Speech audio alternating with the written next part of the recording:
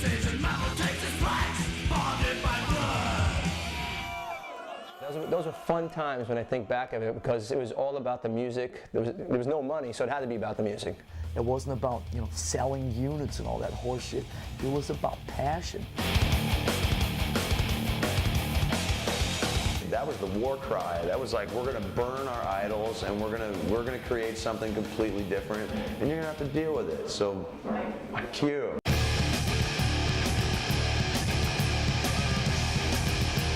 It was very easy to just get raiding parties and going like killing posers and stuff, you know, not literally usually, but we'd pound on a few, you know, because they'd take our girlfriends. There was so much testosterone going on. I want to see a fucking mosh pit, New York style, right now! Come on!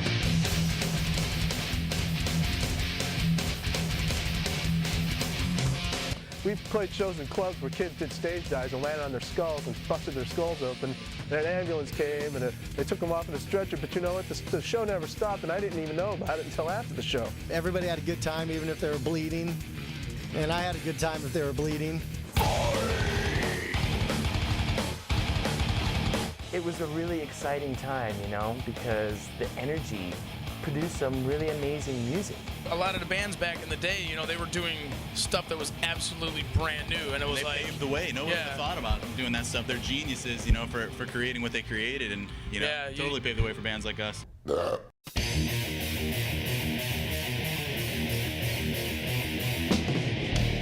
It was just a time where it was all new, and nobody knew what this was, but it was just about, God, this is great. You just knew it was great, and you had to do it, and you had to hear more of it. It was like a drug. It was like caffeine. It was like, God, I have to do more. I have to get more of it. It was the touch of God, man. And we're just like, I am seeing something that only a few people really understand, you know, because to a lot of other people it's just a show, but for us, man, it was basically bowing at the altar. It was just like, it was so huge, man.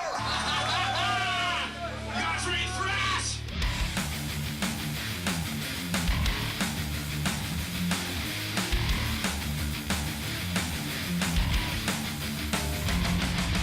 With a torch we search for answers. We found the truth in loud detours. With a help from our ancestors, we're heading for the stars. We took a hint from San Francisco, we took a ride to NYC. Any influence it could be, some from Exodus to SOT. Thrash, thrash, thrash, we do it for the thrill, thrill, thrill. We're forcing you to march, march, march, united today. I suppose thrash was born back in the early to mid 80s. Why did it come about? I think because, you know, growing up, I listened to stuff like Judas Priest and Black Sabbath, which I, you know, thought in terms of were metal. And then metal kind of got a new moniker, and it was more of, really what it was reinvented pop. And I think that it was almost an insult to a lot of us who grew up on Black Sabbath and Judas Priest and I suppose the later coming Iron Maiden, et cetera, et cetera. And we kind of took it to, let's say, that next level. A lot of people thought that it was just too much. You know, it didn't sound like, you know, the music that we were playing didn't sound like, you know, Van Halen or Rush. You know, it was totally on the fringe. I remember hating it first because I didn't know what to make of it. But about a week later, I was just completely sold on it, and it definitely changed my style and music from that point on. It was different from everything else. And when you think about Metallica and Slayer and actually, you know, Anthrax, how heavy they were, especially Metallica at the time, nobody played that heavy.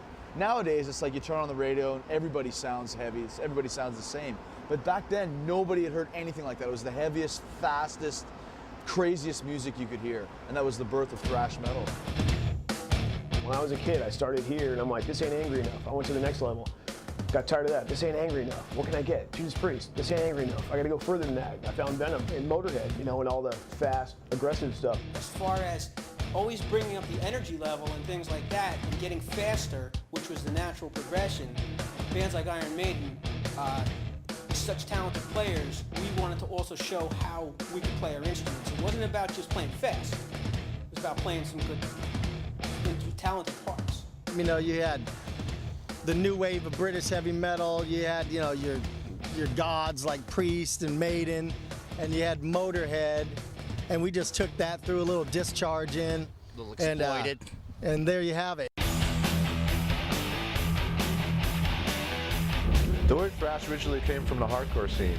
Hardcore bands were playing fast and metal bands got influenced by it, thus you have thrash metal. The term thrash metal came about just because the crowd tend to thrash everything in their path, and it just kind of stuck. I've always been quite fond of the term myself. When I first heard the word thrash, I thought somebody was referring to trash, and that it was an insult. It's one of the names that when I heard it, I'm like, yeah, that's us. It's not like it's like, well, we're not kind of like that. We're not kind of like this. And somebody said thrash, I'm like, that's a good name. Well, when you think of thrash, there are certain areas of Europe that you could address and say that some of the stuff came from. But really, thrash, I think it's safe to say, was born in America. Thrash really got started in 3 places. Los Angeles, we had the formation of Metallica and Slayer. The Bay Area was Exodus, and then New York was Anthrax and Overkill. So those bands collectively made a huge impact and influenced everyone in their respective scenes to do their own thing and build and grow. The scenes weren't really that different, you know. They were all centered around record stores that imported a lot of records, and about kind of, you know, word of mouth, grassroots movement and tape trading. Everybody was dubbing tapes off and sending them to their friends. You got to check this out. This is huge. Promoting ourselves with cassettes, of course, that was it. You know, we were hoping to get a record deal for vinyl. That's awesome, vinyl. But cassettes we could make and copy the labels on a copy machine, and there were enough underground magazines and college radio disc jockeys to send us stuff too. So whatever it took, stuff had to go out. By the time you got a copy of that demo, it was like the 14th generation of it. You could barely make it out, but man, you know, it was like it was that whole thing. It was like, hey, guess what? I got a demo you don't have. I'm super extra cool, but it was sort of like, it was the early version of the internet.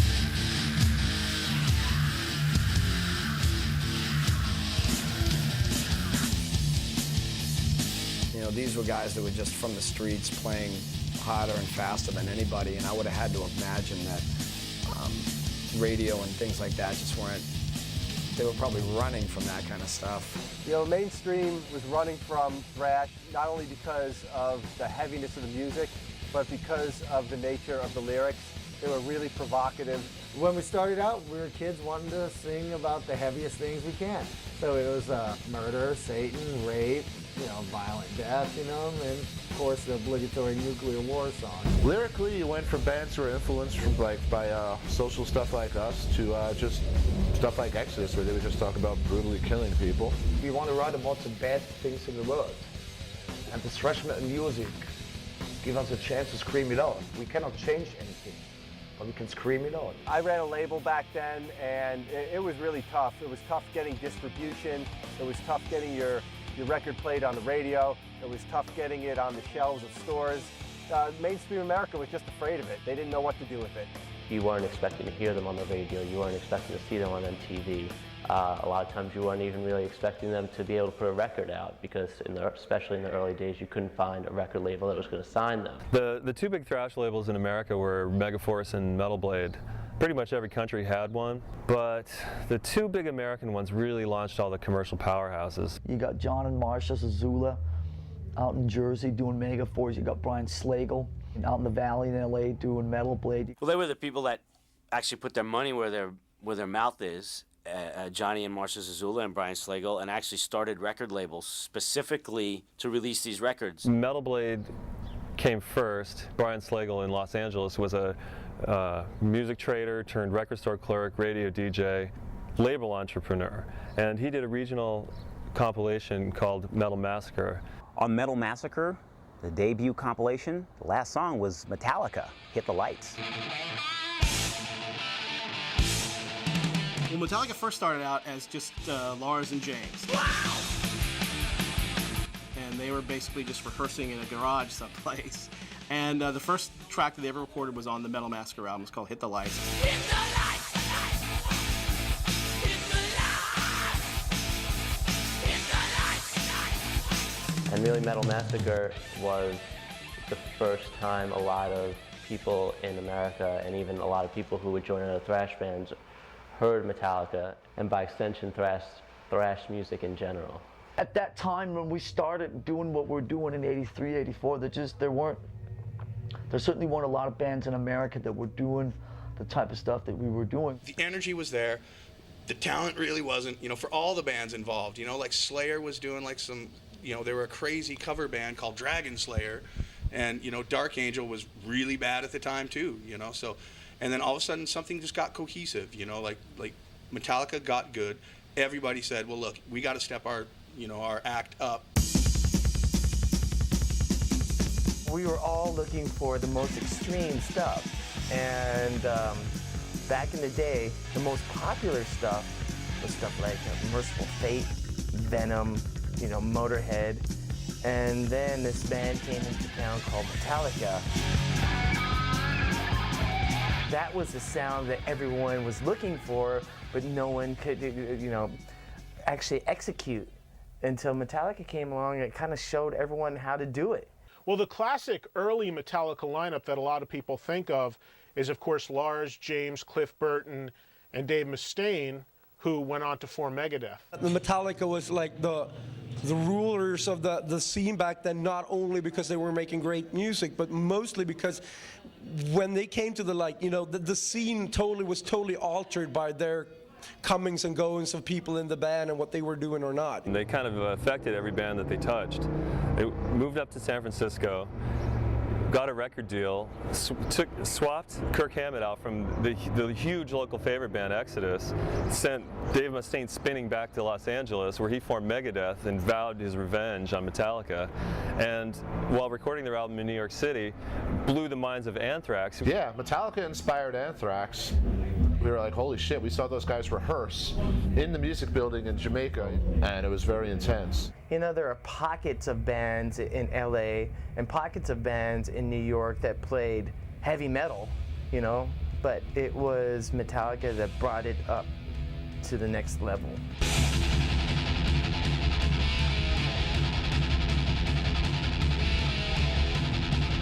Here was this scene that was, if you listen to the rock and roll drum beats, were pretty tame, and then all of a sudden you hear this, and you're like, whoa, what is this new sound I must take in? And they were the first ones to do it. Metallica was all about the brilliance of that crunchy fucking guitar before anyone else had it. They had it.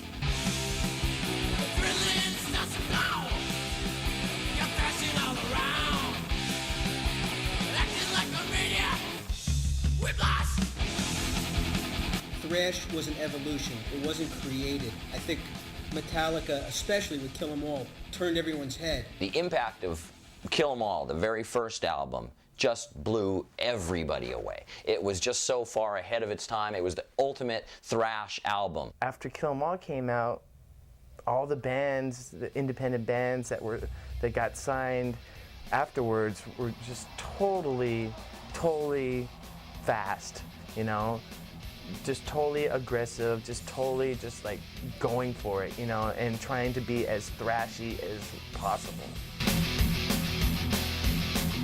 Metallica helped define thrash metal. I mean, they were one of the first bands to blow up big with it, even when we didn't know how big they were going to get, but with every record, they were just redefining their sound and redefining what was going to be the new trend in thrash metal. They had all this amazing stuff going on, and it would be almost impossible to think what could stop that momentum. It would have to take something truly catastrophic.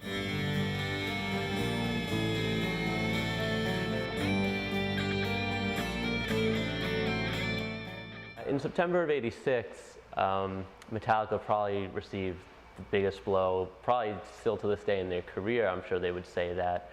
With the death of their original bassist, Cliff Burton. I was just about to go on KUSF, and I got a call, and it was KJ Doughton, their fan club guy, and he had just told me that Cliff Burton had died. They had a big accident in Sweden.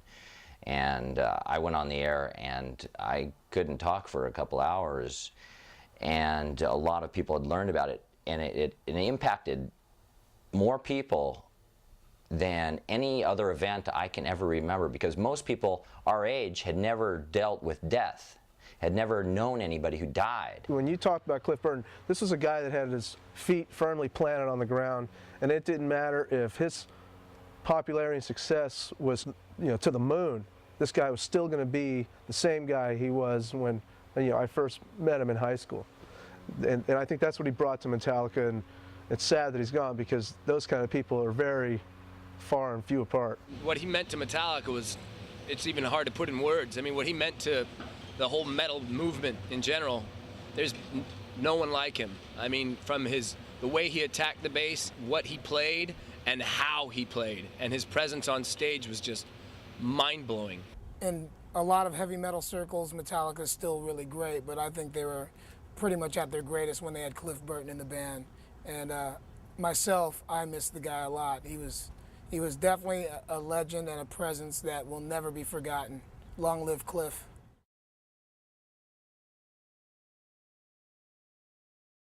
You saw them kind of gradually move away from thrash. And a lot of people feel that if Cliff had lived, that might not have been the case, and that he might have kept the band more pure to what they started out doing. But I don't know if that's so true. I mean, Metallica ended up becoming, overall, the biggest metal band really ever, one of them at least. I think Metallica is the Black Sabbath of our generation, the Led Zeppelin of our generation. And I think, Metallica, obviously, first 4 records, classic. First 5 records, classic. They're the forefathers. We wouldn't be doing this without Metallica, without having heard Metallica. So they have, forever everyone's respect in metal for breaking through and doing what they did and helping totally define the genre.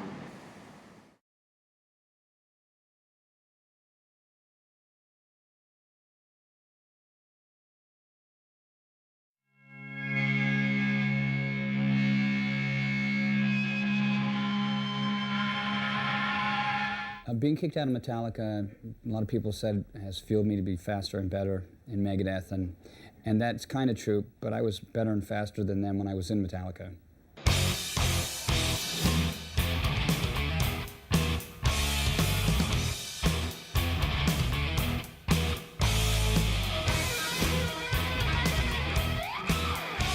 When Dave Mustaine was kicked out of Metallica and replaced with Kirk Hammett from Exodus, it was a huge blow to him. Metallica were really a band where things were starting to happen, and Dave was such an instrumental part of their sound. I always thought Dave was really the best songwriter out of Metallica, and to some degree still do.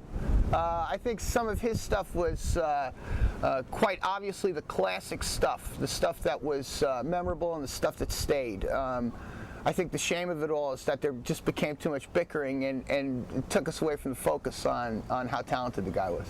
Yeah, Megadeth, when they first came out too, he had something to prove after getting booted out of Metallica. There was a huge grudge there that's been pretty well documented. Because of that kind of constant tension and wanting to prove something, Dave Mustaine ended up making music that was much more intricate than what Metallica was doing. The rhythms he would write were mind-blowing. The rhythms were just kind of almost impressive as anyone's lead playing.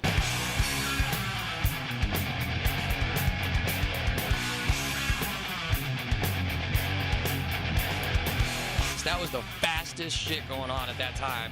That was before Slayer was going Mach 10. I mean, I'm sure the old amphetamines helped a little bit, but still, they were flying, bro. So many of the bands at the time were really, they were starting out, but they were young kids and they were just learning and they were, doing good things. But Megadeth was really excellent musicians, and Dave went out of his way to find really good musicians to play with him. They were always the band that you would look up to because they were such great musicians. It was always like, oh, Megadeth, man, oh, check this out.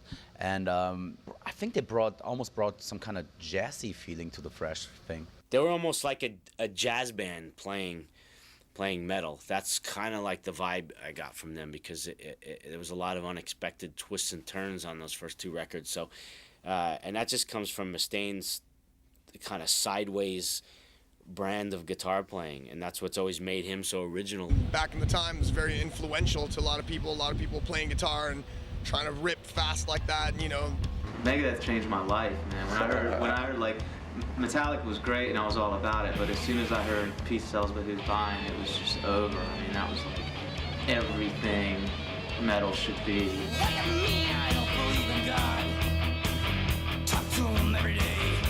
It had the power, it had the speed, it had the riffs, it had the drums, it had the political lyrics. It was perfect. It really, like, it made me want to play metal. It still does.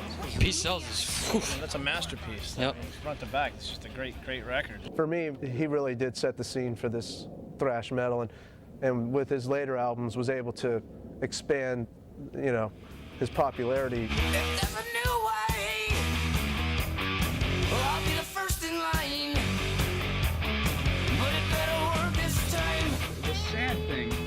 Really strange. When Kerry was playing with Megadeth, I showed him a lot of my style. Kerry's a good guitar player. For rhythm, he's great.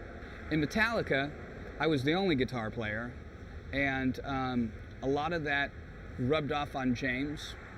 And in Megadeth, it was all my guitar playing and hired hands that learned what I was doing. So out of all of this, I mean, this is totally going to sound arrogant, and I'm sorry, but I'm just telling you the facts. I've affected 3 bands out of the big 5. You have to give him credit, whether he played on Kill 'Em All or not. Dave started it. And then he went and did Megadeth, which is, you know, one of the greatest metal bands, you know, ever to strap on a guitar. It would be fun to be able to look at what I did from above and see all of the people that I've affected. But, you know, I also know that these guys were all established now.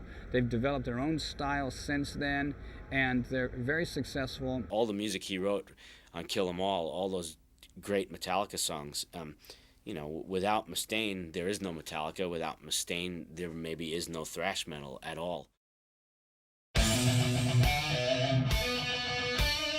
The LA thrash scene was amazing just because there were so many great bands that were happening at the time. I mean, really, when you look back at what happened there, I mean, Metallica started in LA, Megadeth started in LA, Slayer started in LA, Suicidal started in LA, so many bands started in LA. Even though the mainstream media, and certainly when you look back at the LA scene in the time, everybody looks at Motley and Rat and that whole hair band scene that was going on there as the scene that was happening at the time in Los Angeles. But what people forget is that the LA thrash scene was really an amazing scene. You know, in LA being the capital of glam, it was very easy to just get raiding parties and going like killing posers and stuff. Not literally usually, but we'd pound on a few, you know, because they'd take our girlfriends. I mean, if you were into Motley Crue, Wasp, or Dokken, you were considered a poser, and that type of bands were not welcome in that scene. If you wore a Motley Crue shirt to an Exodus show, you would got your ass kicked, guaranteed. I never understood why anybody would want to go see men dressed up like women. To this day, makeup, tight clothes, it's like, I didn't get it. Girls got it. And I don't get that. Yeah, girls got it. They love seeing that. And like, okay. Well, there definitely was a competition between the glam bands and the thrash bands. And I think that definitely made the thrash bands want to be heavier, want to be more extreme. I'm glad that they had these glam hair bands back then because they were, you know, it was like without heaven, there's no hell, you know what I'm saying? Without glam, you know, thrash would have had a target. Eventually, it became a little bit better in Los Angeles because, you know, when Slayer came in, they ushered in quite a few other bands in Los Angeles as well. You had bands like Dark Angel and Hyrax and Agent Steel and kind of the second wave of LA thrash. There was definitely an underlying scene there, and the interesting thing was it was happening much more in Orange County. The kids there were definitely a little more into the thrash stuff than they were in Hollywood. We didn't want to be part of LA. That's why we stayed in Orange County.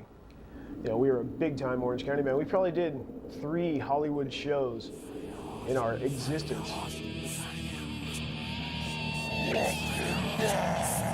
To think of Slayer in Los Angeles when all this glam stuff was going on, for every action there's an equal and opposite reaction. And I think that that's the best way to define what Slayer was about. When Slayer first started out, they actually were wearing makeup in the early days, probably one of the only thrash bands who really ever went that route. We put makeup on like guys as opposed to putting on makeup like women. Yeah, we were like the anti-Hollywood thing. That's what we always, in the beginning, that's what we wanted to be. We wanted to be anything that Hollywood wasn't. Yeah, when they first came out, I was almost like actually kind of afraid to approach them because they just seemed so evil, and the makeup kind of made them look even eviler. For me, when I first started going and seeing, I saw Slayer at the Keystone in Berkeley. It was my first thrash show. I didn't know what it was, you know. And I was standing up front, and they went on, and the pit exploded, and it was just like, oh, this is thrash. I remember the first time seeing them live in '86, and I was literally scared to get near where the action was happening. I mean, I went to go see them in Wasp, but I'm like, I'm gonna get killed here. Seeing Slayer in the mall was probably one of the most religious shows I ever went to. It was the scariest place to be. I don't care who you were, and if you were Satan, you were scared. It was loud, it was heavy, it was amazing.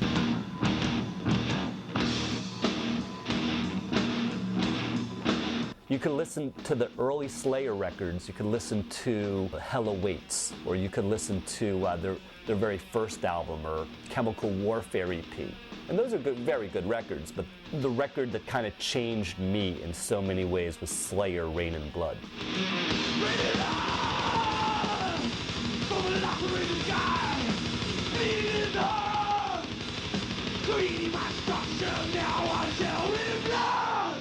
The best album for me, it's easy. It will be Rain and Blood, of course. I mean, it's the thrash Bible, I would say.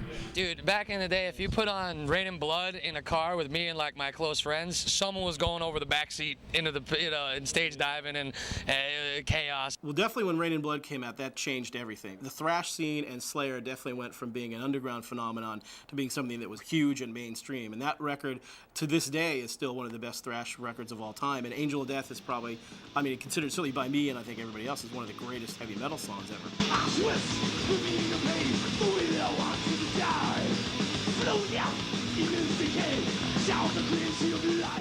Angel of Death, the heaviest song of all frickin' time. Can I just say that? Insane, and I hate you for writing it, okay? Because I wanted to write it. Angel of Death! March to the kingdom of the dead! Angel of Death is the most horrifying lyrical song ever. You know, it's like everybody else stopped writing. You know, you can't top that. That's the apex of you know, thrash lyrics or whatever, where it told a wicked story and it kept you completely engrossed, and you know, there's nobody could top that. Angel of Death! March to the kingdom of the dead! Infamous! Watch out! Angel of Death!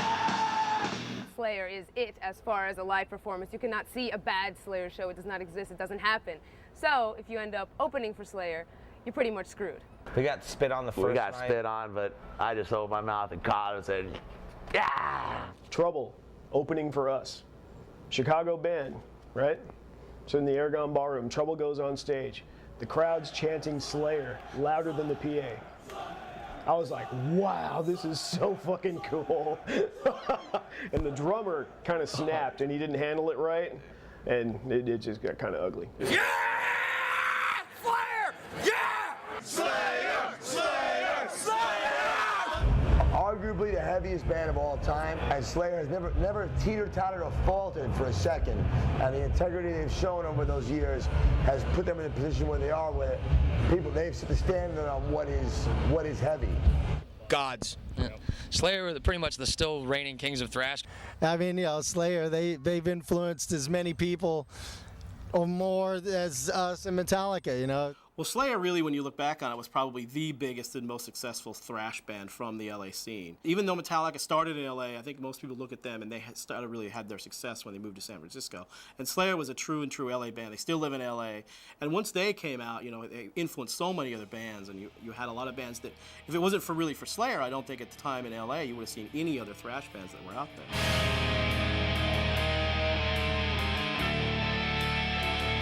When people say, yeah, it started in LA, it really didn't start in LA. Metallica was kicked out of LA because they weren't understood, you know? I'm sure that after the fact, you know, it was really convenient for people to say, oh yeah, it started in LA, but no, it started in San Francisco.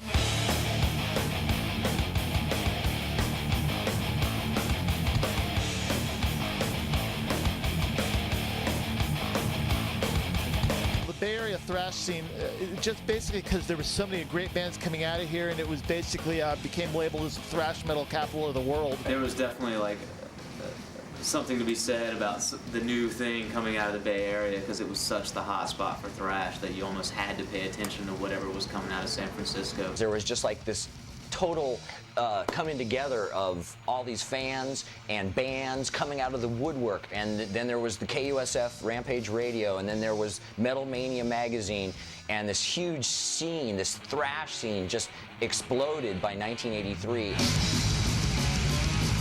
The Bay Area scene in 1983 was thriving. They had this show called Metal Mondays that was at the old Waldorf, and it was packed. I mean, on a Monday night. It was amazing. I mean, there was a bunch of clubs to play at, a bunch of bands that were just breaking, and everyone would go to each other's shows, and it was a really exciting time to be around. Ruthie's Inn started fucking having lots of shows on San Pablo there. That was the club where all Metallica guys used to go hang out. That was like a big family there. Death Angel, Possessed, Legacy, Exodus. Yeah, they used to have shows like Slayer, Exodus, and Possessed for $5, and it was like the most incredible scene ever. Ruthie's always seemed to be packed, you know, and there was always a lot of bands that were playing there. A lot of underage bands would play there, you know, get paid with beer and whatnot. We were going to Ruthie's Inn every weekend. You know, we would just drink kamikazes all night. People like Paul Bailoff would be out in the crowd bashing, you know, posers. We came out and hung out with everybody. You would see at a Legacy show Gary and James and Kirk and Tom and everybody in the crowd. What's funny is that after a show, everyone would just be hanging out, waiting to see where's the party going to be. And we would always wind up at the Metallica house after the shows at Ruthie's. All the bands would go there, congregate there, and party. And Exodus lived down the street, and Blind Illusion lived down the street, Violence, all the bands lived nearby. We just had a great scene here, and it was a total like a camaraderie and brotherhood kind of trip, you know?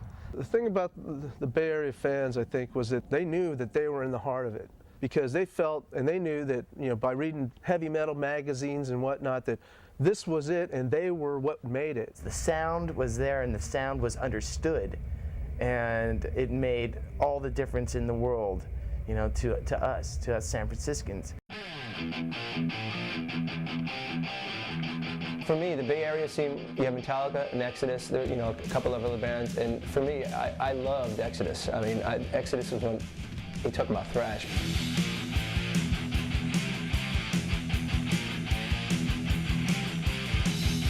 Exodus was so intense. The guitar work, the screaming, the yelling.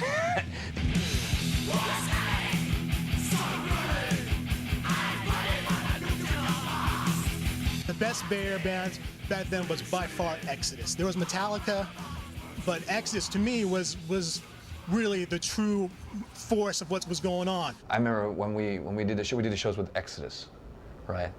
You know, you hear about bands, but this was like actually experiencing Exodus. You know, it's like we gotta play like these guys because they were just intense. I wanna see some fucking blood up on the stage, all right? I still have not seen a show as intense as Exodus. When they played, when they say there's blood up on the stage, there was blood up on the stage.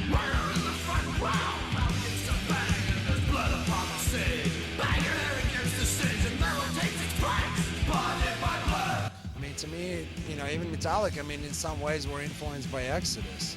I mean, they even got Kirk, you know. Well, Metallica found Kirk Hammett playing in Exodus, and Kirk was a co-founder of the band. When Kirk left the band and joined Metallica, it freed me up to, like, you know, start taking the band in the direction where we are now, you know. So it was a good move for both of us. Better for him financially. Exodus continued without me, and I really thought that, you know, their first album, Bonded by Blood, was just such a great, exuberant thrash metal album.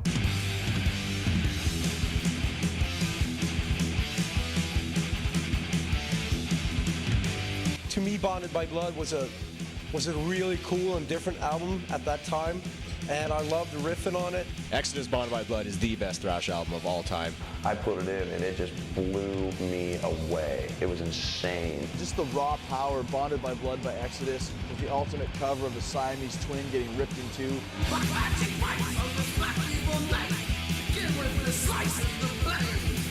For a while, while, Exodus were banned from every Bay Area club. They could not play in any club because, you know, every owners knew and promoters knew that the place would get just destroyed. So all they could do is just play like barbecue parties. We're like, oh, Exodus is playing at this barbecue, you know, backyard barbecue, and we'll all show up and watch them play. You couldn't invite them to parties because they would tear down something, they would rip something, they would break things. They liked breaking things and people. The first time Slayer came up to the Bay Area, they played the Stone and Ruthie's, and after the first night, they said, go ahead, thrash the hotel.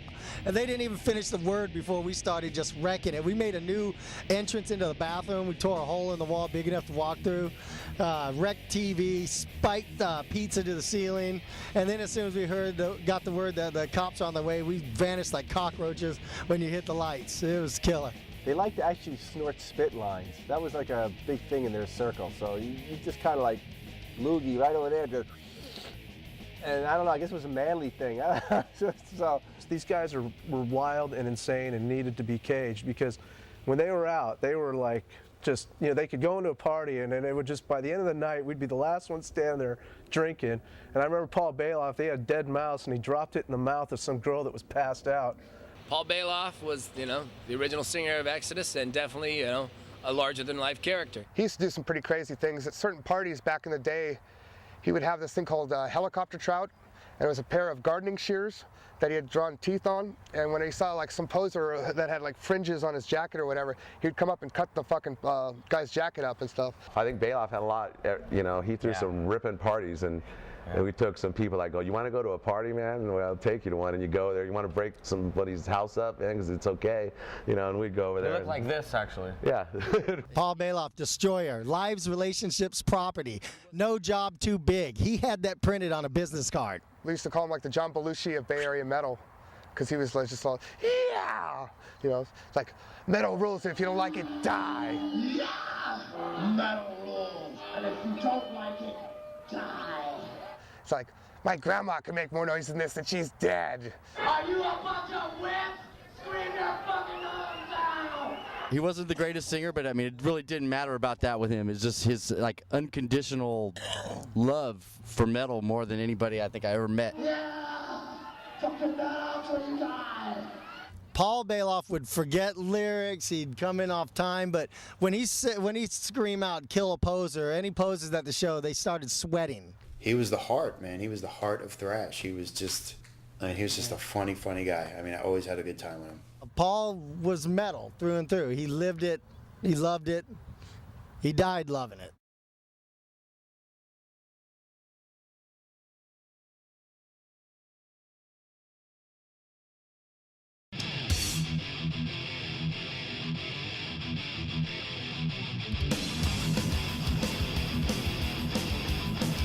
When Paul Bailoff left and Steve Seuss, or as we call him, Zetro, joined the band, there was plenty of reason for it. I mean, Exodus was a band that wanted to continue to work and go out and do tours, and they just weren't able to deal with Paul at the time because there's a lot of partying going on. I mean, if you knew Paul Bailoff, you knew that he liked to drink and he liked to do a few other things. As great of a frontman as Bailoff was, they just didn't feel that he had vocally what they really needed to go to another level. So in came Zetro Sousa, who was found in Testament. You guys are the new front of Exodus style flash! You're gonna fucking get it! Everybody's doing the toxic waltz. Kick your friend in the head and have a ball. Come on into the toxic waltz and slam your partner against the wall. Everybody's doing the toxic waltz. Get friendly, fun, and storm for all. Get up off your ass and toxic waltz. If you hit the floor, you can always crawl. Those were big shoes to fill. I mean, we're talking about going in a legendary band that was huge in San Francisco, and he's the new kid. But I think he did a hell of a job. I mean, Zetro, to me, if anybody was going to replace Paul Bailoff, it should have been Zetro. One thing I'll say about Exodus, after all this time, for the last 20 plus years since their inception, throughout all the trials and tribulations, the drugs, the deaths, the member changes, the mainstay and focal point has been Gary Holt, guitar player. He's kept this band alive throughout everything. he has been not only influential as a guitar player, but the band as a whole, from Bonded by Blood on, is legendary. It's a goddamn classic. What's a typical thrash kid like? 35 years old, 2 kids. That's the typical thrash kid. Hey, you listen to this, goddammit! I think the thing that really separated fans of thrash metal as opposed to fans of other types of music was the fact that they really just lived and died for this stuff. I live for thrash metal! No fucking buts about it, and I want to be in the video! Yeah! Watch out for the boss. It doesn't need commercial music exposure to survive. You have the fans itself who keep it around, as well as the good record labels. They're very loyal. They watch what you do. You don't get away with, like, you know, any bullshit or something. You know, you release a shitty record and they tell you, which can be pretty painful, but it's good.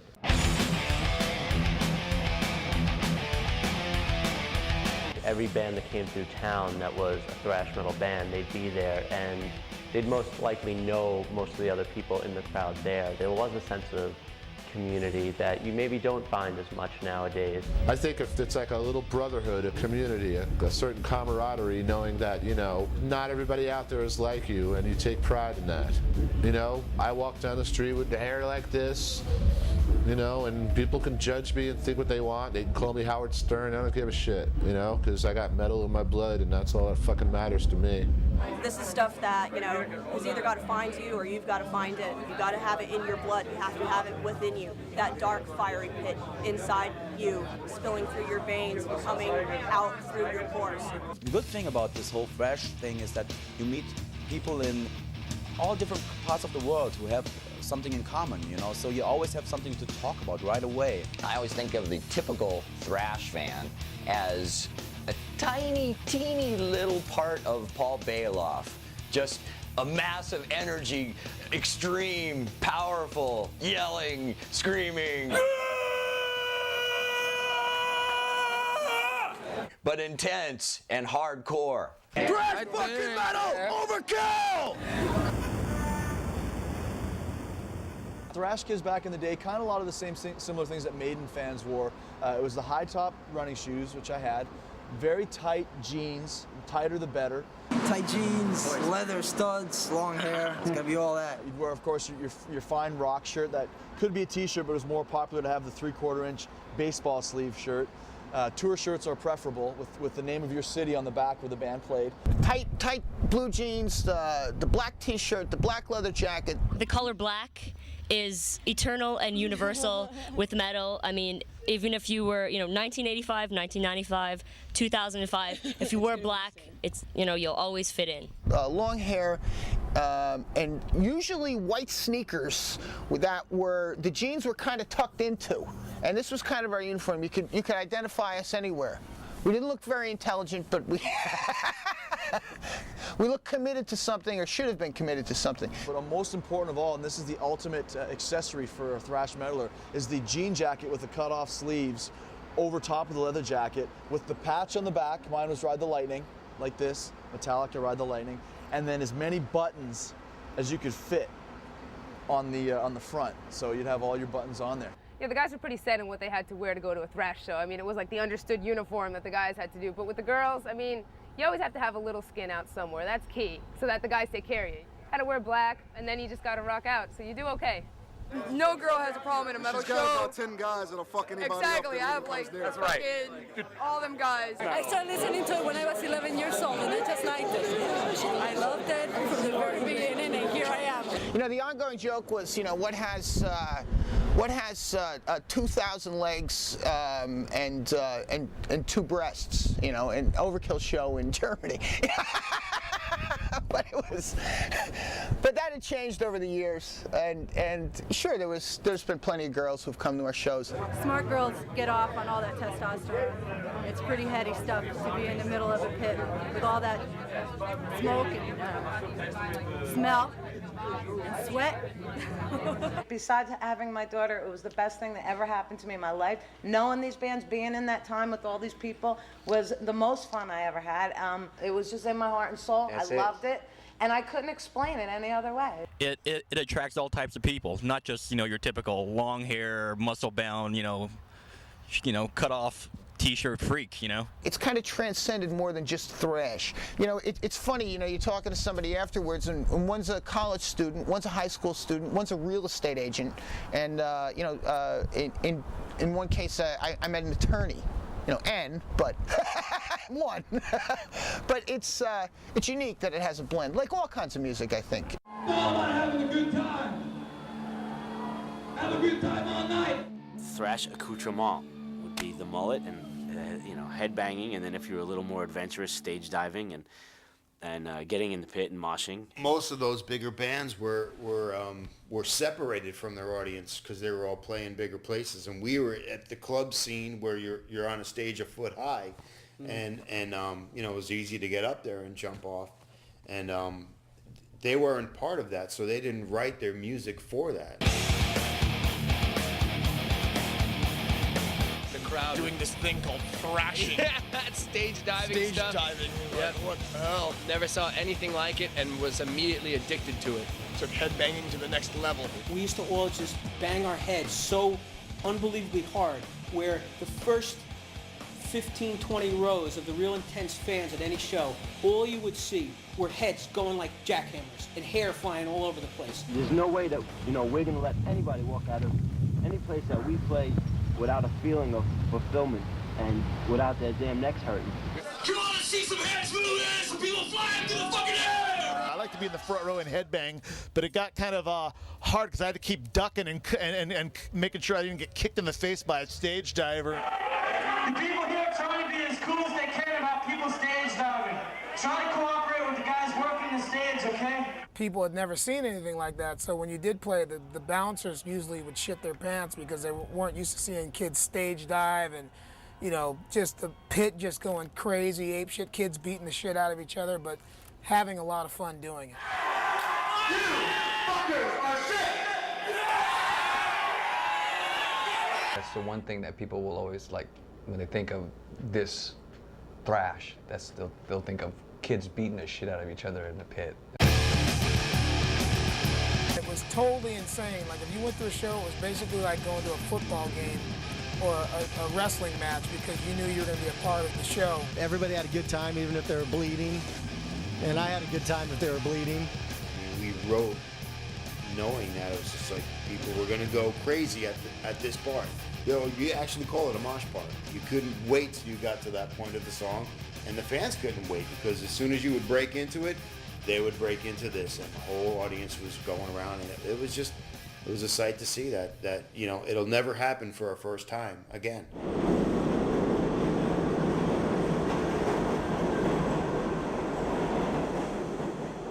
There was a difference between West Coast thrash and East Coast thrash. And the West Coast was more kind of combining the new wave of British heavy metal. It was heavier, it was faster. Anthrax and Nuclear Assault and MOD and SOD had more of a punk, hardcore edge. New York was unique because it was never known as a big rock and roll town. You know, this is where disco came from. But there was this huge hardcore underground, and there were huge heavy metal scenes, mostly in the outer boroughs and in the suburbs. When you talk about the New York scene, mostly everybody's coming from Jersey or coming from Brooklyn, you know, or coming from Queens, and especially Jersey. The Jersey crowd, the Jersey scene's always been huge, bigger probably than even so New York, just because maybe it's more suburban. And suburban kids are smarter when it comes to heavy metal. They love their metal.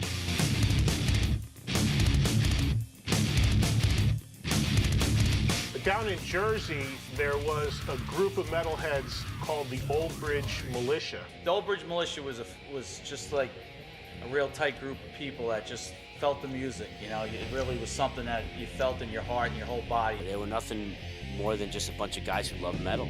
Fortunately, I had a house that was on 29 acres, and what really separated us was we had a place that we could bring the bands to, where they could hang out, play, you know, rehearse. It was the coolest thing because we went in there and there was food and there was kegs of beer and people were partying, and it was just such a great thing to be part of that scene because I felt like I'd arrived. They had bands like Venom, Slayer, Metallica staying over their house, putting on concerts in their basement. We stayed there for about a week or so because we had nothing to do and he let us stay there. Yeah, we had no money. Yeah, we had no money and he was really cool. They had a gig right in South River at this place, and the guy proofed them when they were going in. They weren't old enough to even drink, so they didn't even let them play that night. So Joe said, "Oh, with that, you're still going to play. You come back to my house, we're going to hook up the equipment." Hooks it back up, we get a keg of beer, and there you go. You got it. Slayer did a show for us downstairs.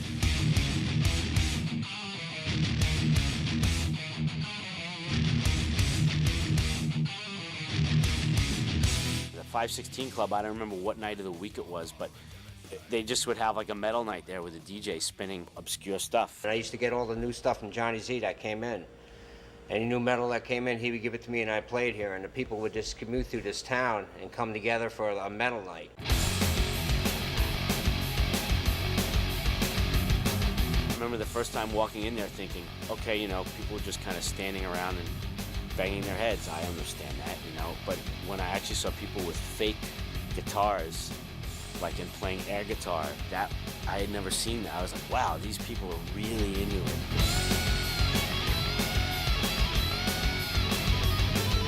Forget if you had a broken leg or something, you know, you come in crutches and you know, somebody's got If you had microphone, a yeah, somebody got a if you had a crutch, forget it. You weren't going home with your crutch.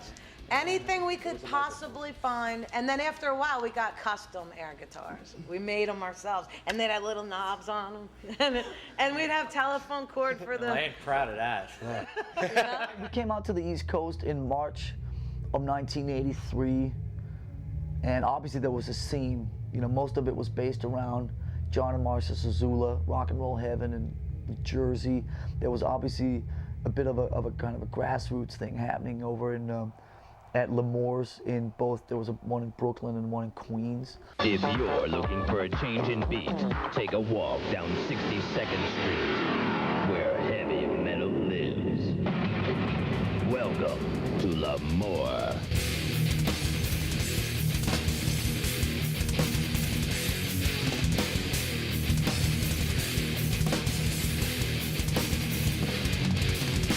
L'Amour in Brooklyn, New York was like a mecca for metalheads.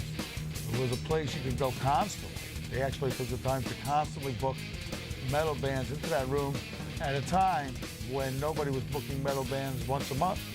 L'Amour was like the first rock club to really take a chance on booking bands like us and really start building that scene.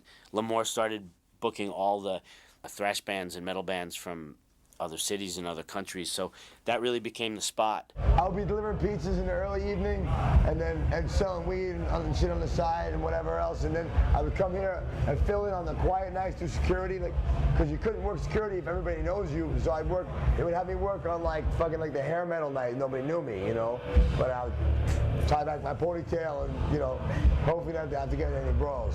Talk about opening. Hey, first of all, he's full of shit. He worked there for the pussy, that's it. Well, this was the place. L'Amour's was it, man. We all drove, and on the weekend, Friday, Saturday night, we drove to L'Amour's, got our cars broken into, robbed. They took the stereos out. It was great every weekend, like clockwork. We were able to get new side windows, because that's where they broke the window to get into the car. My friend's car, his Camaro, was stolen. They actually took the whole car. And then you went in, saw some metal, came out, and you had to get a tow truck. It was great. Yeah, I mean, I always remember hearing about all the classic shows, you know, bands like Overkill, Carnivore, Anthrax. Obviously, they were like the house band for a long time. From New York City,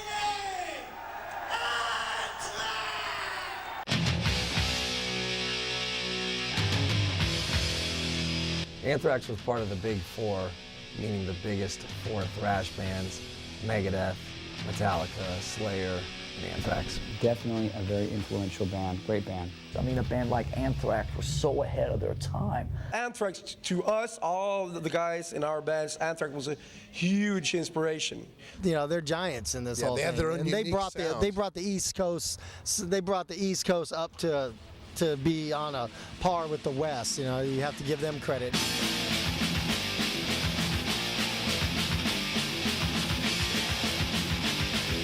Anthrax was cool because they were totally different than you know, the other bands that were out there. They actually had singers, you know, singing over the heavy thrash stuff. You know, Joey and Neil Turbin were more singers than, say, myself or Paul, or even Blitz were, you know, at those days, even Tom Araya.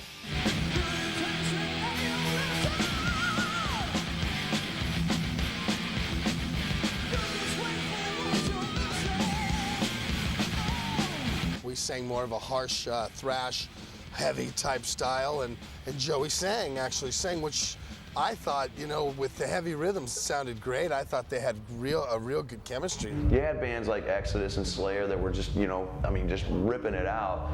But these guys were like, hey, whatever happened to songs?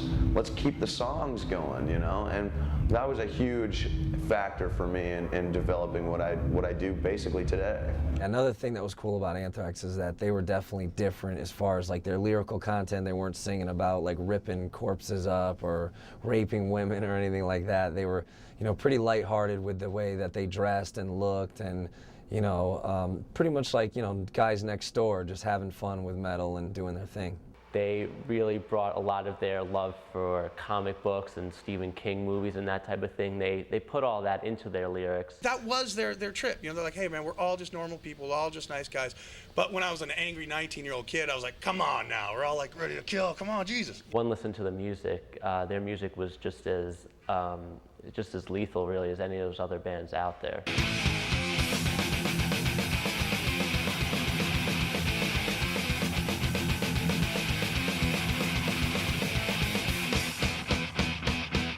Anthrax to me was a great fucking band. They were like badass thrash metal, really fucking hard. Fistful of Metal was cool.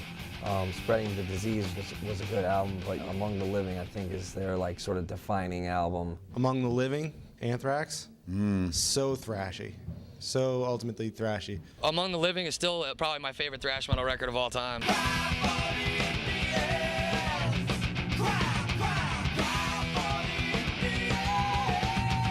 I remember listening to it and listening to Indians, and just the harmonies on that thing with was huge riffs.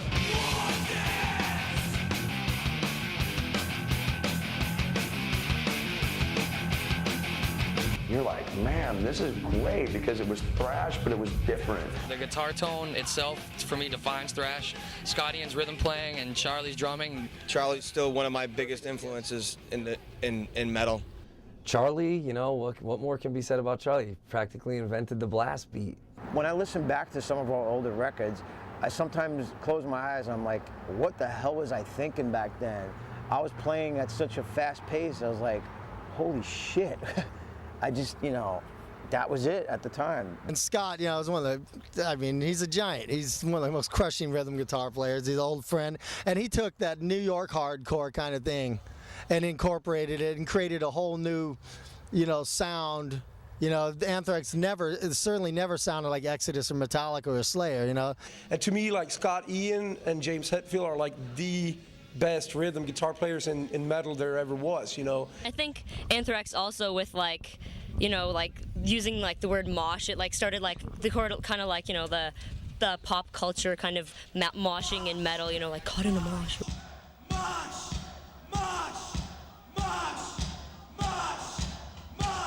They were very interested in punk and hardcore, and they pushed the mosh pit in a lot of their videos and pushed a lot of New York hardcore. So in terms of history, they were very important in terms of getting people familiar with all this stuff. They always tried to incorporate different styles into their music, and you know, later on in their career, they sort of pioneered rap metal, but also, you know, with the crossover, adding elements of hardcore, they really, you know, really at the top of that.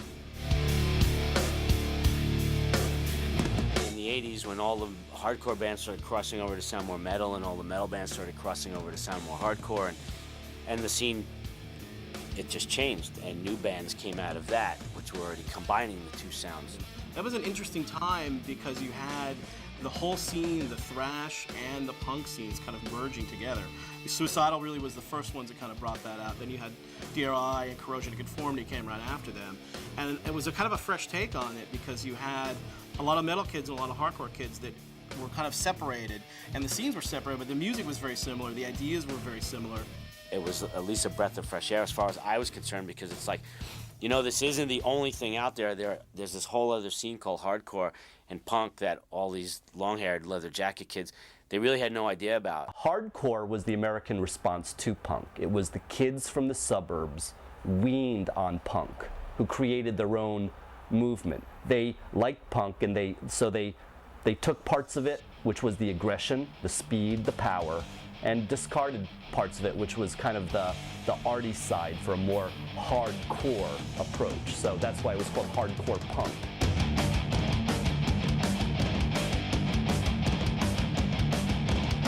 I think it was like around 82 or 83 when I started wanting to go to see hardcore shows, and I was immediately warned, saying, well, you don't want to go to CBGB's on the Sunday because you have long hair and the skinheads will beat the crap out of you. Sometimes the hardcore kids and the metal kids didn't quite get along as well as you would hope that they would. So there was definitely some violence. In the early days when we used to have shows like that with different style bands, punk and metal bands, there was fights every day, every minute of the show.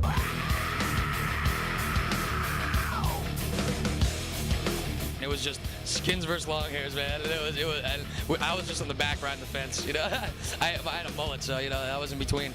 So there were like a few fights, like every now and well, there were a lot of fights. And then I mean, we played a show out here in LA in 1986 at the Olympic Auditorium where it was chaos. You had 3,000 people there, and it was you were either a skinhead, a punk, a suicidal, or a metalhead, and they all hated each other. Everyone was just beating the hell out of each other.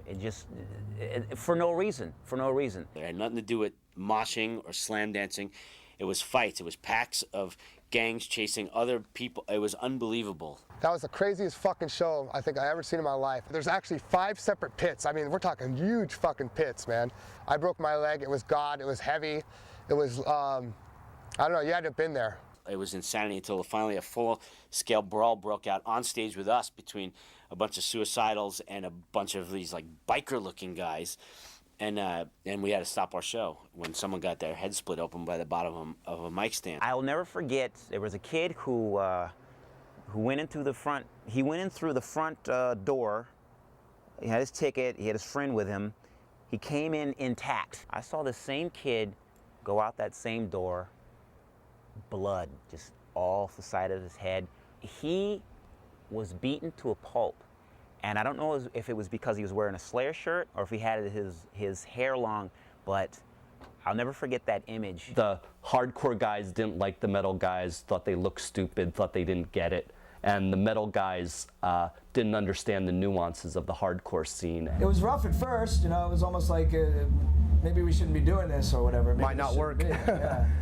But eventually, you know, people started to get along and realize that it was stupid to fight over such minimal stuff like that, and it's a whole new scene nowadays. It doesn't really so much exist anymore. You could go to a show, a band like Hatebreed now, which is a perfect example of what metal and hardcore crossover became, and you see metal kids and punk kids and skinheads all existing in the same place. There was definitely a little more lines in the sand in those days when those shows first started happening, but you know, the influence it's had on music's been amazing. Crossover definitely, I think, kind of gave a little more of a street feel to kind of the really precise kind of fantasy vibe that some thrash metal had. You know, it kind of brought it back down to earth a little bit too, which was cool. I think a lot of the musicians came out of a punk rock vibe, but became better as players. That just naturally led towards crossover, and that happens continuing in the hardcore scene these days. Bands who started out really as simple, straight up old school hardcore bands start to improve as musicians, and suddenly they're playing more metal stuff because it's just a little more technical. There are a lot of bands who took thrash and hardcore punk and they fused the two together, but clearly the biggest one was Suicidal Tendencies. Probably one of the greatest bands to ever come out of California, I swear. They totally started out as this hardcore LA skateboard type of band, and then they kind of evolved into a metal band. You know, they totally crossed over. Mike Muir, best front man, the guy's just fucking got magic to him. Suicidal is Mike Muir, and Mike Muir is Suicidal both ways. So he had a real strong vision of what he wanted to do, and he definitely came from, you know, he came from the streets, and he came from, you know, a little bit of a different background than some of the other kids did. His voice is unmistakable. I mean, you hear it and you know it's him. He's one of a kind. Great front man, great moves, always had a cool look. I could never pull off the bandana, but I always liked, you know, how he rocked it. Rocky, their guitar player, was very much a metal type of guitar player, but then you have the singer Mike Muir, who's got all of the attitude and the in-your-face, fuck you, of a punk rock singer. Rocky George was such a thrash metal guitar player. Like, no matter what Suicidal was doing and how punk they were or how funk they were getting, he always had a riff for you, always. And Rocky being black, I mean, now you're throwing another component into it, into what, you know, most metal music has traditionally been kind of a European, you know, descent, which by its nature is, you know, called white Caucasian type of music. So now you're throwing in an ethnicity to it, which is perfect coming from Los Angeles, where it's such a melting pot. The Suicidal fans, like a lot of the other fans, were real hardcore, but they also added the element in of, you know, there was definitely some gang stuff. I actually remember seeing a news footage about Suicidal where they were banned from LA, and like there was, you know, like there was shows were being shut down, and, you know, gang affiliations and all like that. So they were always very intriguing to me. I always felt like they brought a real sort of street level attitude. And they were like one of the first DIY bands, do it yourself, you know.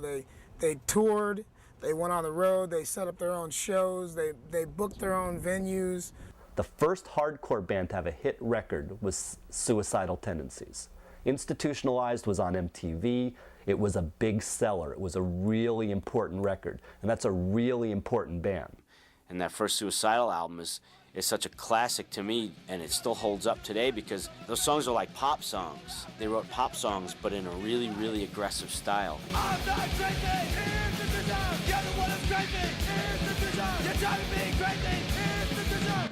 What 16-year-old angry punk rocker or metal kid did not know the lyrics to Institutionalized? I'm okay, I'm just thinking, you know, why don't you give me a Pepsi? She goes, no, you're on drugs. I go, Mom, I'm okay. When their video Institutionalized hit MTV, I mean, we were all like, you know, all I wanted was a Pepsi. I go, Mom, just give me a Pepsi, please. All I want is a Pepsi. And she wouldn't give it to me. All I wanted was a Pepsi, just one Pepsi. It just fit right in, you know, once the metal kids started discovering Suicidal, and then Suicidal actually then really kind of crossed over eventually and became more strictly a metal band. I'm not crazy, here's the design. You're the one that's crazy, here's the design. You're trying to be crazy, here's the design. They take me in and introduce me, tell you what, the only solution to get in from the top to take it from the enemy myself. Doesn't matter, I'll probably get hit by a car anyway.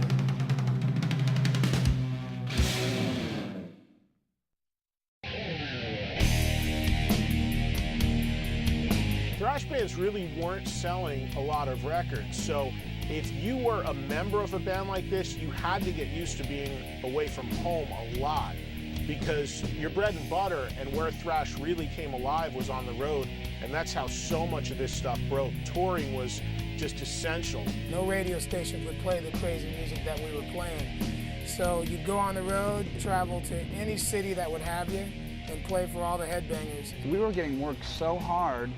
You know, and if you're just playing guitar or you're just playing bass, it's a lot easier than playing guitar and singing.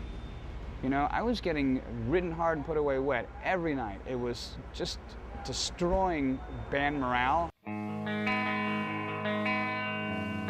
There was always plenty of excess. If you wanted whatever kind of drugs or whatever kind of alcohol, it was there.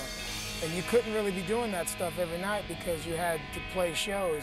And when you were playing this kind of music, playing that fast and that hard every night, a lot of guys after a while got either sick or had to quit or leave the bands. Once I got out and did what I had worked so hard for, I realized that I just didn't want to be involved in touring and that lifestyle. It's nothing that any specific event it triggered. I didn't like the road at all, and I wanted to have a family. You go on the road for 3 months, you come home, you find a job. 2 months later, you go back on the road for 3 months. You come home, your employer's first question is, well, where'd you work last? Oh, I worked here. How long were you there? 2 months. All right, it's not exactly a glowing thing on your resume that somebody wants to hire you. A lot of us as musicians, being as young as we were, got disillusioned by the business, thinking that, you know, you've got those dreams of being the rock star on the big stage playing Madison Square Garden and whatnot, and here you are 3 years later and you're still touring in a camper and you know, you're still not making money. It hasn't gotten any better. The same thing happened with just about every other band in that scene at the time. Over-touring, overplaying, going out, limited marketplaces. You go into a venue, you're told one thing, you get another. I played at a place in Milwaukee one time, and the guy brought us dinner, and it was fucking Dinty Moore beef stew. I'm sorry you have to beep that, but it was pathetic. You're really like living hand to mouth on the road. It just becomes to the point like, why are you still doing this? It's like your heart has been bruised so many times that you're just not into it anymore. But it was hard on all of us. I mean, even some of those bands now, a lot of those guys aren't in those bands anymore because either they're gone, they passed away, or they just couldn't handle the lifestyle anymore. A lot of guys ended up quitting. But the ones that last are the few and the proud. I mean, you know, it does, you know, pay my bills, you know, and I have very few job skills whatsoever outside of playing guitar, so I have to, like, do what I do best. But, you know, every moment you have where you're, like, a little, like, you know, oh, I'm a little homesick, okay, well, then there's, you know, 100 moments that are, like, you know, just priceless fun. I know it from the bus. I know it from living on the bus. I know living in parking lots. I remember sitting with Dee Dee, you know, a few years back going, geez, I'm a 36-year-old man who lives in parking lots. This is fucking awesome. It's comic book life. I mean, it is such an improbable way to make a living. Not that it's a living, but it's such an improbable job to have. Yeah, the road definitely is not for everyone. You know, having done over 1,000 shows in the last 4 years, I can say that you got to be cut out for it.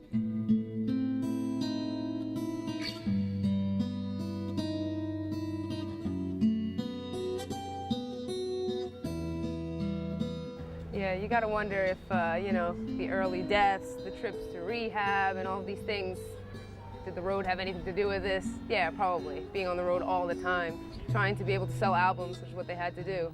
There are definitely some major casualties, and you look at Cliff Burton, which immediately comes to mind, and the bus accident. You had Death Angel, who were in a horrible accident. Those poor guys, some of them were seriously injured. It was horrendous, basically.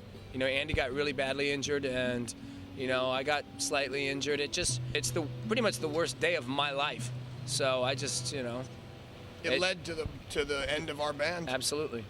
Paul Bailoff of Exodus died of a stroke, which a lot of people contributed to his lifestyle. Bobby Blitz had a stroke on stage. I mean, yeah, there's a lot of crazy things that can happen to you on the road. You know, we think our youth is timeless, but quite obviously stuff happens to us as we do get older, myself included. These are all people that have lived the life, and the life is grueling because as big as thrash ever got, it was never to the point where these bands had handlers and were being carted around and staying in spas. Ultimately, you pay the sacrifices being on the road. If you really want to be successful, you've got to be willing to do anything. Unfortunately, the anything that we were willing to do wasn't enough.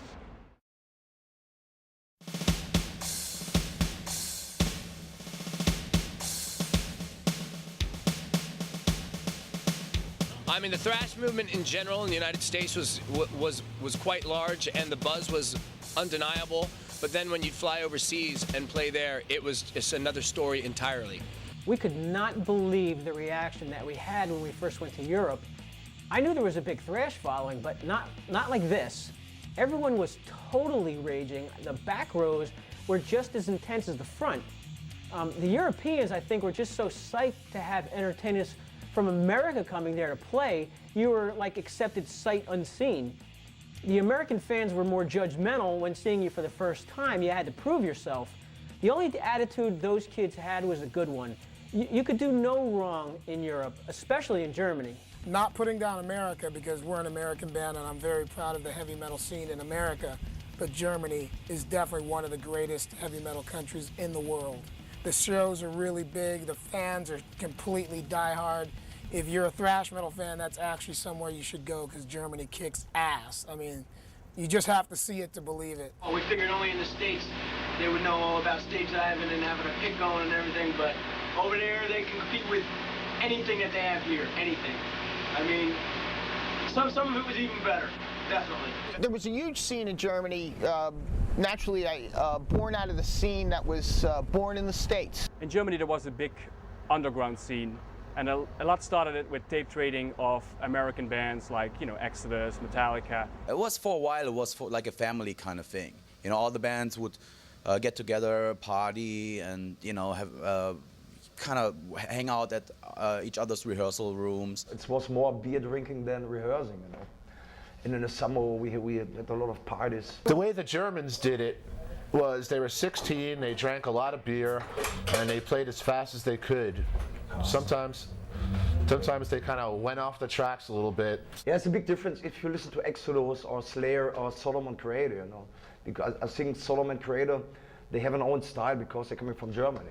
The German thrash scene, the vocals were more guttural, a lot of screaming. And they brought the Sometimes it was the broken the broken English that it didn't matter.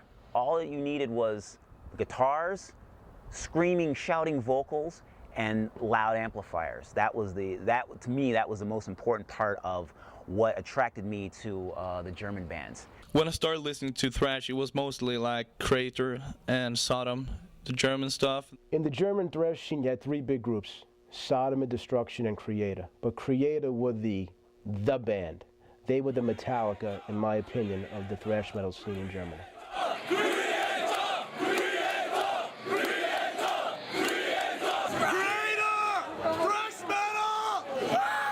Creator was cool. You know, Creator's like, you know, the Pleasure to Kill album was a classic in its own right just because when it came out, it kind of like exploded in Europe, which made, like, you know, they were the most aggressive band around.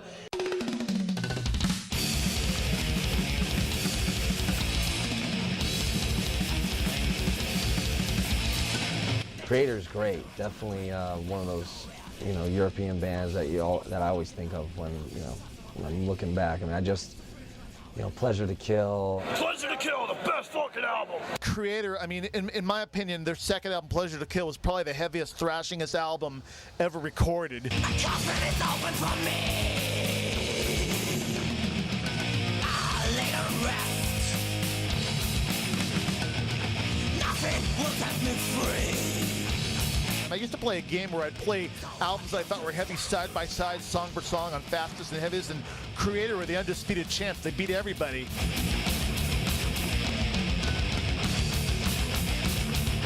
Creator was also one of the first bands that really got into the halftime stuff, the really, crushing metallic breakdowns. I like, Millie's Attack. I think Creator is mainly the reason why I sing the way I do with the screaming vocals, like the way Miller did.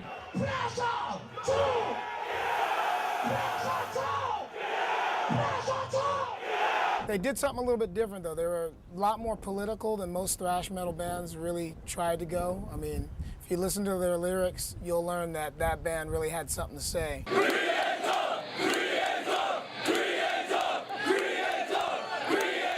Creator, along with the other German bands, really helped jumpstart the thrash movement, not only coming out of Germany, but being so influential to a lot of the thrash bands, in a worldwide setting. I mean, countries that you wouldn't even expect thrash was coming from, Switzerland. There's two big Swiss bands I really like myself, and it's Celtic Frost, of course, and Corona. Yeah.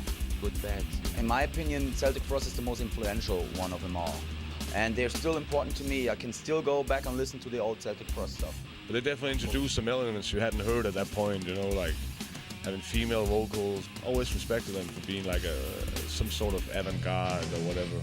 Canada may not be the first place you think of when you think of thrash metal, but they actually had a really cool scene and some great bands like Voivod, who are one of the most experimental of the thrash bands. Voivod, probably one of the most technically proficient thrash bands I've ever heard, and willing to do anything, just all over the map. I loved Voivod. They were off the chain, it was so brutal, so raw, and still, like, innovative, So I have a tremendous amount of respect for those guys. Brazil is really most known for being the home of Sepultura. Sepultura was a band that nobody thought was going to make it, you know, from Brazil. They came out and they were like, we can throw down just as hard as any of you guys. Literally, they changed, like, you know, the way people played it. I mean, especially KSAD, everybody was coming out, you know, sounding like Sepultura. I mean, I wouldn't be a singer of a band if it wasn't for that record. They definitely actually helped a lot too, because they brought another element to the scene, and they were really proud of where they were from. And I think that was, you know, a lot of people respected that they were so proud to be from Brazil and playing thrash metal. Mortal Sin, you know, from Australia. I mean, Australia. Yeah, by the start of the 90s, there were thrash bands popping up in almost every country. There were thrash scenes everywhere. And there was this mega tour that started out in Europe, and then it made its way over to the US, and that was Clash of the Titans. I went to Clash of the Titans. That was the first real thrash show. So that was Alice in Chains opening, Slayer, Megadeth, and Anthrax. Clash of the Titans, Slayer, Megadeth, and Anthrax. That particular show, I think, was just, for my first concert, you know, anyone that was there could tell you it was just amazing. I think that Clash of the Titans was so significant because it showed that thrash. It was the first time, and really one of the few times, that thrash emerged from the underground and really was a huge thing, and really could you almost say mainstream it became. It really almost did. You know, I think you could look into a lot of different reasons why it got so big, but I think the reason is that the quality was always there, and just people never understood it before, and they just finally understood how great it was, and the masses latched onto it. Those bands were selling records, playing large venues, all doing on major large labels. tours, major labels. You know, that was definitely the first time it reared its head to that level. The Clash of the Titans tour was the culmination of almost an entire decade of this whole movement just growing and bubbling, because, you know, here we were out playing, you know, to sold out amphitheaters and arenas. That whole tour was just phenomenal. It just packed and sold out every night, and all about that music. It's all about the heaviness of thrash, metal, all that. When we did Clash of the Titans, which was Anthrax, Slayer, Megadeth, and we took Alice in Chains, which at the time was an unknown band. The ironic thing about Alice in Chains being on the Clash of the Titans show was that they actually weren't supposed to be on there. They were on there as a byproduct of the fact that Death Angel, another thrash band from the Bay Area, couldn't, because they had a really, you know, life-threatening bus accident. We were offered that tour, but that was post the accident, and we just couldn't do it and didn't do it, and then so they got Alice in Chains to do that, and then Alice in Chains was on the bill, and that kind of threw a lot of people for a loop because no one had heard of them, and they weren't a thrash band. And they were out there opening for 15,000 Anthrax, Slayer, and Megadeth fans who were just not having Alice in Chains at all. I remember gallon bottles of piss being thrown at them. Pelting them every night with crap, and those guys, man, I'll tell you, they were the most professional band I've ever seen. I mean, just dealing with that, never letting it get to them. Lane, man, he came in and put it in their face. If people would throw stuff, and Lane would go in the audience and kick the fuck out of that guy who threw something. It was the most amazing thing, because the guy didn't take shit. He believed in what he did, and I love that, man. I'll never forget that. That is true metal. And of course, 6 months later, man, and the box broke, and everyone who was throwing beer cups at them went out and bought the record. So, you know, Alice, they got their revenge.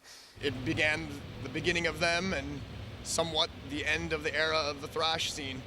What Woodstock did as an end of an era, the Clash of the Titans could have been the big show that was the end of that era. I think that was the end of thrash, that tour. I think that was it.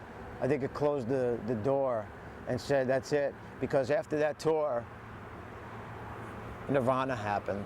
Nirvana hit it big, and no one wanted to sign any thrash bands. They were scouring the streets of Seattle. By the time Clash of the Titans was over, thrash metal had been around, you know, about 8 years or so. You know, well, really 10, I guess, if you consider where Motorhead started, and so it was, you know, it was going to be time for some cultural change, and that's just the way that it is. There were a lot of bands at that time, and people were looking for something new. And then grunge was coming in, Nirvana, you know, Pearl Jam, all that stuff was coming in. Grunge was the only thing that could be cool. God forbid you had a guitar solo. God forbid you had any sort of look, you know? And it was just a blanket squashing of all sorts of rock, hard rock metal. I always found with those grunge characters, you know, they were so close-minded. They were so close-minded, and still look to this day. Did you ever see those bands ever repaying the favor? Once they got big, they never took out metal bands, ever. Alice in Chains never took out metal bands opening for them. Soundgarden, forget it. I don't know. I think maybe as far as like thrash bands taking out bands of that type and not getting it back in return, maybe we were just more open-minded musically than people gave us credit for, you know? And I don't think we were afraid at that time to take anybody out or do anything. At that time we figured, well, we're the most extreme music here. How, you know, who cares what happens from here on out? It was the worst time for metal bands, you know, 93, 4, 5, 6, because of that grunge scene. And it's like the media just did everything they could to try and finally kill off heavy metal. There was no support from the media whatsoever. The only thing that was left was the magazines, the metal magazines. Even those, in Germany, Metal Hammer all of a sudden turned into hard rock and Metal Hammer, you know, it's very bad. Like whereas in the 80s, a whole bunch of bands were able to break through and make it and have success. In the 90s, one, Pantera. During the era when you could not buy a metal record almost, or couldn't go see a metal show, and it was all about the post-Nirvana, like, grunge movement or whatever, you could still see Pantera, you could still buy a Pantera record and get thrash metal.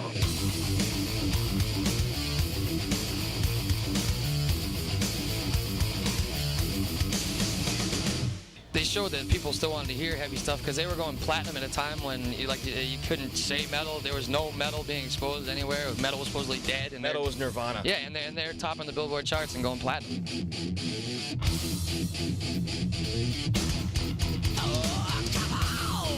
When it became very obvious and very clear that there was just a handful of bands that were going to be delivering heavy music anymore, you know, people clung pretty tightly to us. Phil and Selma just joined their band, and they were coming out of this kind of their Van Halen club band, you know, guitar shredder thing that Daryl was doing. We had a guitar hero who is still a guitar hero to this day. Insanely tight, unique rhythm section. The lead singer with no guitar binding him down, just freestyle lead singing. They were really morphing into what Metallica was doing and what the thrash metal thing that was going on at the time. They were heavy, they were thrash, they were metal. They came across as it, they projected off the stage that vibe of, you know, we're gonna stomp your face in if you get too close. Totally influenced by Slayer and Venom and Possessed and, you know, Metallica and all those type of bands, and they really flew the flag for thrash metal throughout the 90s. By, you know, the early 90s, they put out Cowboys from Hell and the Vulgar Display of Power, and then they picked up and clearly led the charge. You put in Vulgar Display. Actually, you can put in Cowboys from Hell, and it's just like, you know, you listen to that record and you're like, wow. It just like strikes me every time I listen to it.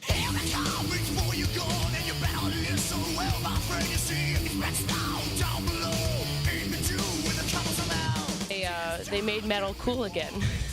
So why they did. And they brought the groove, you know, which was something that was going on in the hardcore scene at the time, but, you know, most metal wasn't grooving like that, and they just brought that groove to metal, and that changed the whole game, which is still felt today. I mean, most metal has groove. You couldn't help but bob your head to some of the riffs. They were were like, oh my God, it's so great heavy. Groove in their music, and I think Amazing that's what musicians. made them a good band. They're such an obvious band. It's like Metallica, you know. They've done so much shit, sold so many albums, and like done so much good for metal. It's pointless to even point out anything more. It's like they were the shit when they came out. That's it.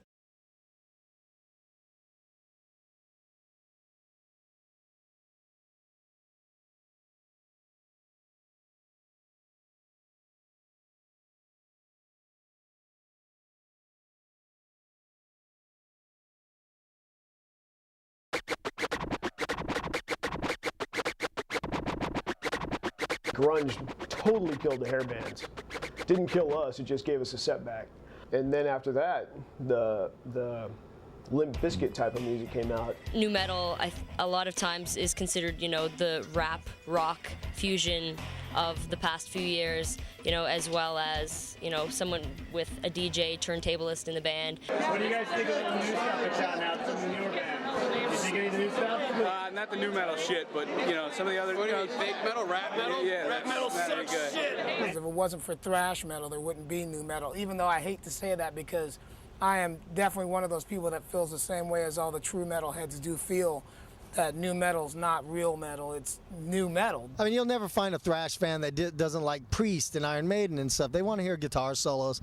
They want to hear, epic stuff, instead of just tuning as low as you can and going da da da da da da da da da da da. A few years ago, they started up with the whole rap metal fusion thing, and that became nu metal, N-U metal.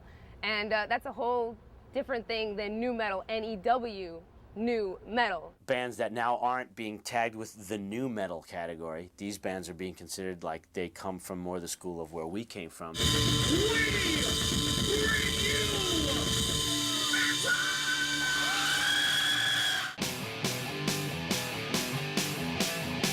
I love Chimera, I love Killswitch Engage, and In Flames. To me, it's kind of like a souped-up Iron Maiden, but awesome. Slipknot's a good band too. I mean, they get mostly kind of categorized in the new metal thing, but I think them and like System of a Down are certainly miles away from Limp Bizkit. Even I can tell that. When I listen to Lamb of God or Shadows Fall, and I'll even put System of a Down, although obviously much bigger, huge band, but that record Toxicity straight up is a thrash metal record.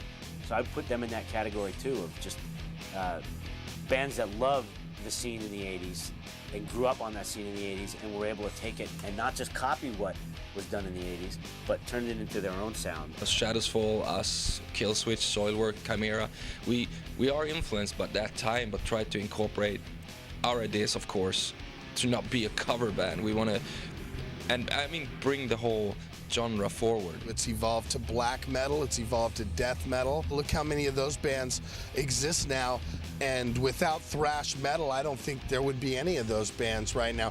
I know there's an underground movement that's happening, which is nice, because I think it has a big chance and a good chance to get up there and just blow out something new again.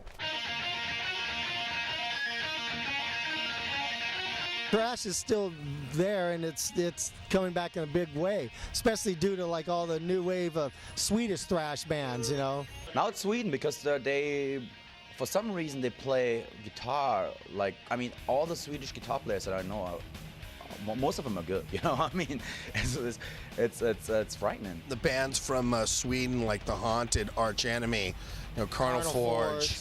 Yeah, bands like that. You have other bands like Dew Scented that are just ripping it up. If you look at the lineup of the bands coming out right now, it's much stronger if you look at the whole roster than it's been for a long time if you look at the metal scene, because there are so many varieties. It's fun and it's good, and the whole thrash era was just sitting there waiting for somebody to open up Grandpa's suitcase and find the old flipped up hat and what's this? Daddy, what is a mosh? I think metal's in a terrible state, or it was in a terrible state a few years ago. Now it's like young kids are finally fed up with shitty bands and they just want to hear the real shit. Just in the past, I think 2 years, there have been so many bands just popping out of the woodwork. Bands like Municipal Waste, Bonded by Blood, Merciless Death. There's a lot of bands that are just direct throwbacks, and there's bands that are trying to incorporate stuff like black metal and death metal into thrash, like Skeleton Witch and Arsis. I mean, it's definitely a resurgence of thrash metal. Labels like Earache and Heavy Artillery are signing these young bands. As long as it is from the heart, that's also, it's a cliche to say that, but it's true. And it's not like bands that existed in 1988 had an exclusive license to make good thrash. There were plenty of followers and a lot of people who were just imitating what was going on around them back then. So today, I mean, when you're in the same room and the energy is undeniable, it doesn't matter. It's timeless.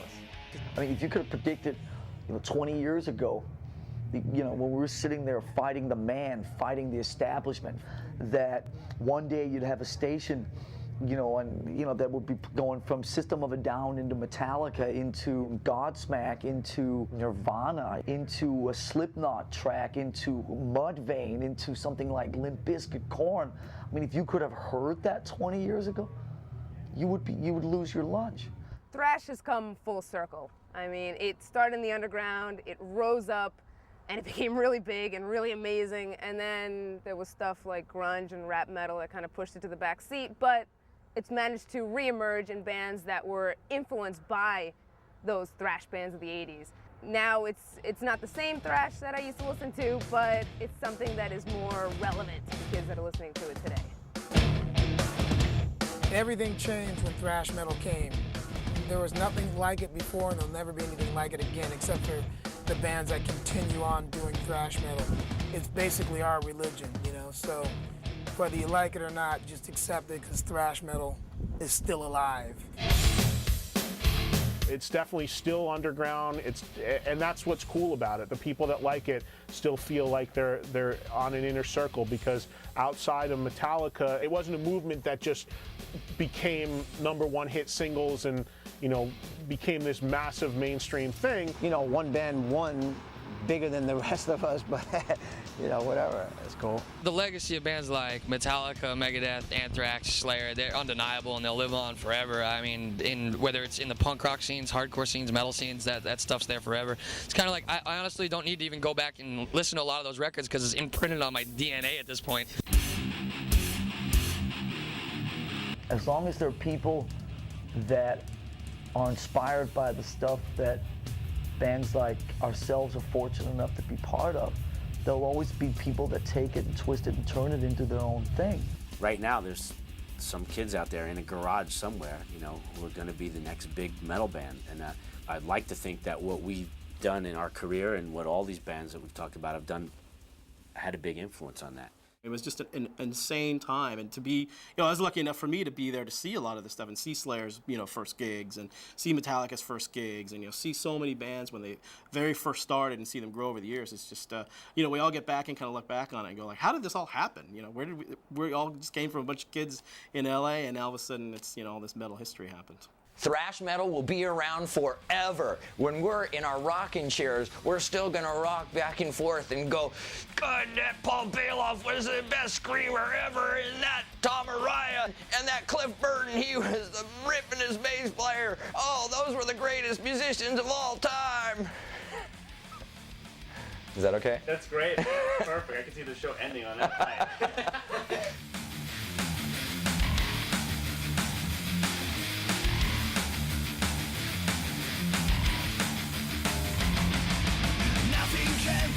Complicated, the formula that's so elite.